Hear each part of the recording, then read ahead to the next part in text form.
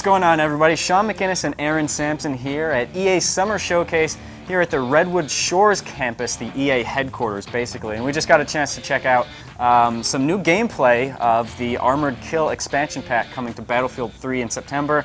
Aaron, it's sort of the answer to what everybody was clamoring for when Close Quarters came out. They were like, what happened to the vehicles? What happened to the huge Battlefield maps? And that's kind of what they showed here today, right? So yeah, we saw a map called Armored Shield, which is basically part of the Armored Kill expansion. It kind of looks like the Caspian border map. It's this big, open, grassy field, right? Yeah, so it has a large central field. It's a King of the Hill type match with basically the Russians and the Americans starting on opposite sides of the map and then converging on this kind of bombed out field for control of a single flag. Yeah, we should mention that the mode we were playing is this new mode called Tank Superiority, and it's essentially, like you said, it's King of the Hill, or as I like to put it, it's basically Conquest with just a single flag right in the middle of the map. Or you could consider it Close Quarters for tanks. Close Quarters for tanks, basically. I like to call it tanks but no tanks, except that there are plenty of tanks. And basically the way it works is that there's about 4 or 5 different tanks, or LAVs as well, it's right? It's about a 1 tank to 4 tank killer ratio. Okay, so you've got basically 5 vehicles on either side, and everybody hops into one of those vehicles at the start of the match, and then you're all just converging. Hopefully everybody hops into a vehicle. If you have a nice teammate, you get in one, but if not, you're running on your own.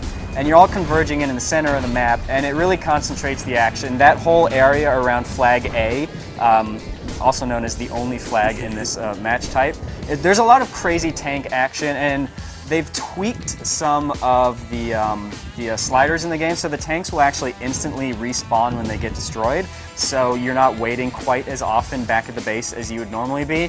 And the interesting thing about this map is that if you're not in a tank, you're not totally boned, because there's all these sort of like hollowed out craters So along there the are way. definitely things for engineers and recon to do. Those are the main 2 classes that are going to be successful on this map. Yeah. There was definitely some engineers hanging in the wings of the map, dropping, rockets on the tanks. Yeah. And then you could potentially use recon to counter snipe some of those guys. Yeah. But outside of those 2 classes, you're going to be hating life a little bit if you don't have a tank. Yeah, I mean, playing as the assault, it doesn't seem like you're going to have much luck because the dead bodies tend to be spaced so far apart, and you're really running in the middle of a war zone if you're dashing across the map to another dead body to revive them.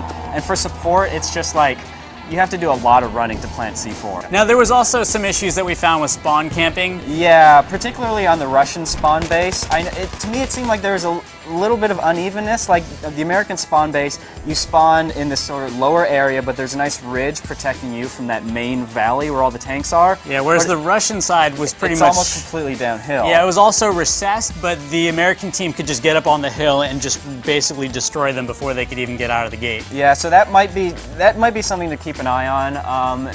And the other thing is that you had mentioned to me something interesting, which is that this mode could be a lot of fun, or it could get boring fairly quickly. Yeah, being a King of the Hill match, that can be a lot of fun for a short period of time. The problem is it's not a rotating King of the Hill match. Yeah. So basically, once you've figured out how to defend the central point and you've done your close quarters tank battles, after you've played this map a couple times, there's not like another flag that you guys can then run off to and defend. It's that one concentration of players. So it'll be, it's sort of one of those things where it'll be great for that instant gratification of you know where to go for the action, but at the same time, you know where to go, and there's not quite as much mystery and intrigue, so it'll be interesting to see how the life of this mode plays out in Armored Kill. So yeah, very interesting that you have basically a tight tank map on an expansion that also has some of the largest maps in Battlefield history. Yeah, exactly, and on this mode here, they have sectioned it off, so we didn't get to see the full thing. So we'll be able to see more of this map and the rest of the Armored Kill expansion, hopefully before that comes out in September.